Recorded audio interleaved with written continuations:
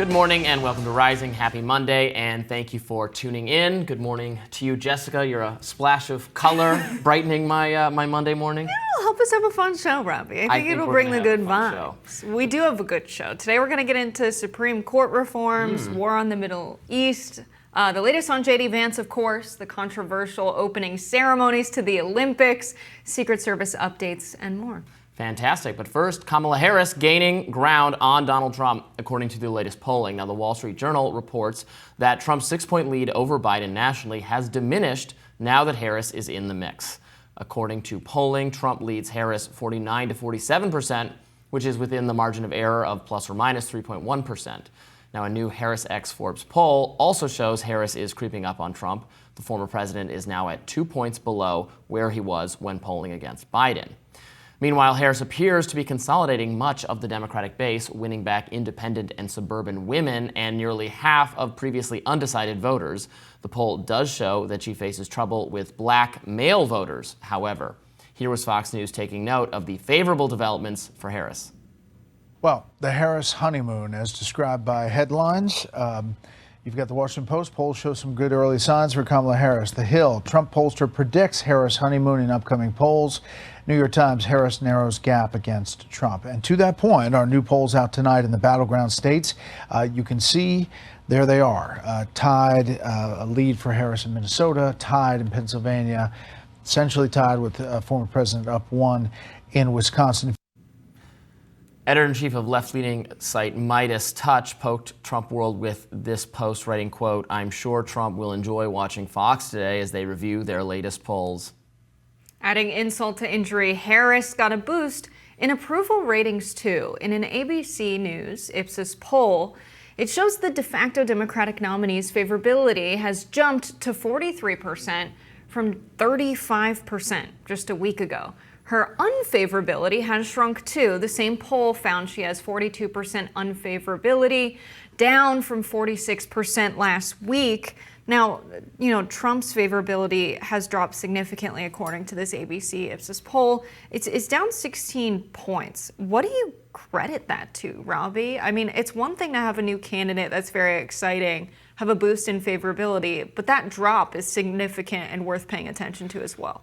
Well, I mean, Trump has not been viewed favorably by a majority of the electorate for a long time. He might have gotten some brief sympathy after the shooting that has now evaporated. But look, the story is really not Trump's changing fortunes or perceptions. He has a pretty robust base of support and of tolerance for some of the country that, he was leading the election until the swap. The change, obviously, is on the Democratic side, is Joe Biden now being replaced by Kamala Harris, creating an opportunity for the Democrats. It is clear Harris is enjoying a honeymoon period. She's benefiting from wildly positive, I would argue, fluff media coverage designed to boost her, designed to make her seem likable, relatable. So, yeah, look, it's a more exciting race now. I think there's, no way to argue around it that she is currently performing a lot better than Joe Biden, is putting up a more formidable challenge against Donald Trump.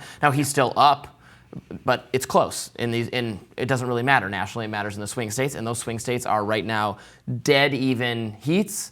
And there's a lot of the race left to have, a lot of the election left. She hasn't even been formally made the candidate yet, and as we know now, until it's a done deal, anything could happen, but she is obviously very likely to be the candidate and is likely to put up a strong challenge to Donald Trump. Yeah, something else out of this ABC Ipsos poll, other than her favorability, really just skyrocketing. I think a part of that is people are paying closer attention to what she's saying, and she's done a good job in her recent campaign events. Now it's going to come time for her to signal what's going to happen in terms of her calling for a ceasefire and giving aid to Israel. Trump, this past weekend, has been very strongly in support of Israel, talking about how a Trump presidency would be great for the Jewish people of America. It's time they stop voting with Democrats. They don't have the best interests of Israel in mind, things of this nature. So we're really getting different things from those two on Israel, which will be a defining issue for Harris among the progressive left, among young people. But 9 in 10 Democrats are enthusiastic right now about Harris, 88%. That's significant. That's coming from this same ABC Ipsos poll. And 52% of Americans say she should be the nominee.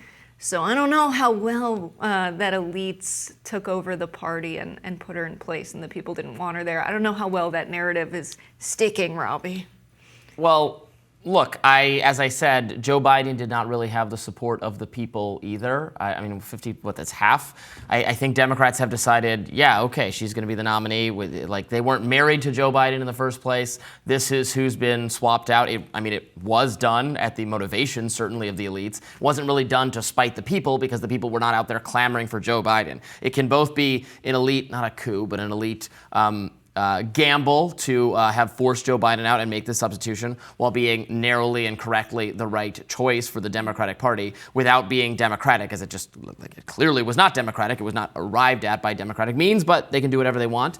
They can be happy to have their candidate. I do feel like, some of this is still not sort of borne out. I mean, the media is so in the tank for her. They're so trying to make everybody fall in love with her. But, so far it's working. Now, I don't think Republicans have quite figured out their line of attack on her yet, or the conservative media, or the ad spending. That's going to take some time. They might be holding off because, they've joked, like, we're not going to schedule a debate until we know who the actual candidate is. So let's have that be a done deal, sealed, signed, delivered, et cetera, and then they're going to ramp up to high gear. So I predict this is going to be the high point for her favorability. But, we'll see. She's certainly doing well and having the honeymoon period. But anyone stepping into this role was going to generate more excitement than Joe Biden because Joe Biden was perceived as a walking corpse to people. Mm-hmm. Something else that I noticed, that is maybe a silly point, but an interesting one, Robby. Let that stop you. I know.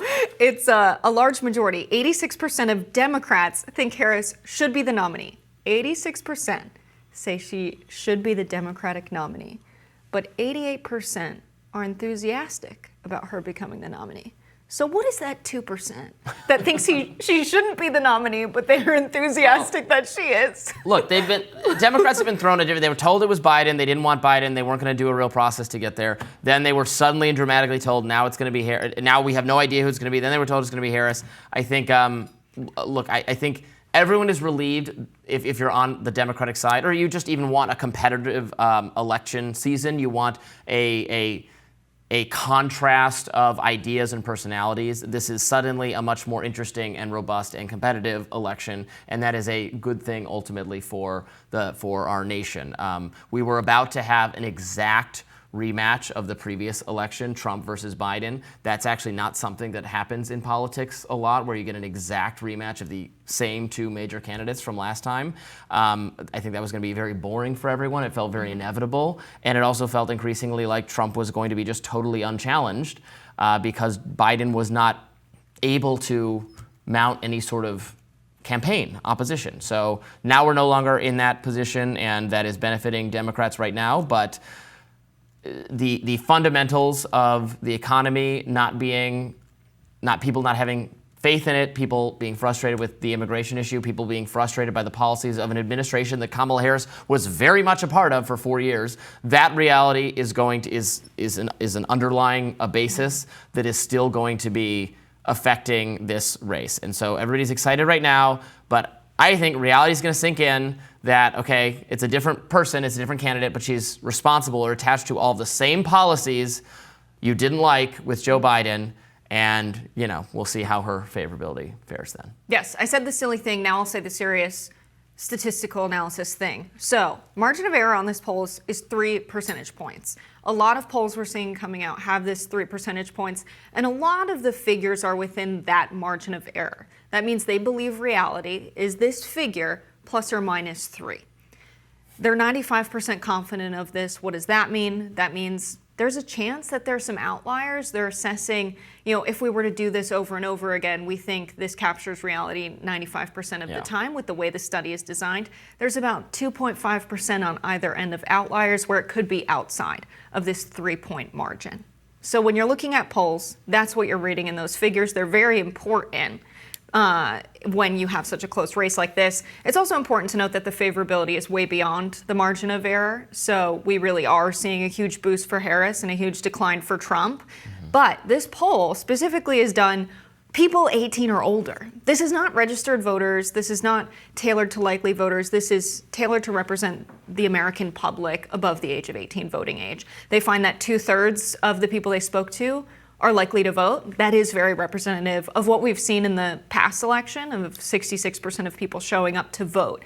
That being said, Trump's favorability being so low, I think that if you're not excited to vote for a candidate, you are someone who is less likely to show up. That's going to be a big problem for Trump to overcome that. Yeah, look, it's going to be close. And the national polls don't matter. It matters what happens in Michigan, Pennsylvania, Wisconsin, maybe a couple other states. It's going to be close. This election is going to be close. The last two elections were close. It always gets close in the end, and it's anyone's game. I feel like I'm treating it flippantly, like it's just some game or some sports event. No, it's the fate of our nation and what policies are going to go into effect. But it's going to be close, and Republicans need to level with themselves that they have a much more serious challenger and competitor, not just in terms of Kamala Harris herself, who I've always thought is not the most effective communicator and campaigner ever, but she is going to benefit, from so much institutional support in the progressive elite institutions that are captured by the Democratic Party. The media. Specifically pay attention to the flip in media coverage from Biden to Harris. It's gone from negative to just gushingly, sickeningly positive. And that's a overnight. reflection of the people as well. It seems that the polls show that the public and the party, feels the same way. The party does, yeah. I mean, do the people love Kamala Harris yet? Do they know her? Are they just excited that she's not Joe Biden? I don't know. I think the media is trying to manifest a love for her as a pop culture icon and figure that does not at all yet match the lived reality, but we'll see. I don't know if the media, Jake Tapper trying to figure out what Brad is, and that woman who is definitely not a millennial or a zillennial holding up the printout of Kamala HQ with the Brett Summer. It's definitely not mainstream media. It's people on social media. It's organic that have made her organic movements. That Not have made everybody her a on pop social culture media icon. is representative of what actual people think either. No, but the youth vote having increased turnout from 2016 to 2020 and trending upward, I think is promising. They could determine the election, and The youths? a lot of the polling youths? ignores the youths, and the youths could do it for us. Ignores so them for we'll good see. reason, I think, but we shall see. More rising right after this.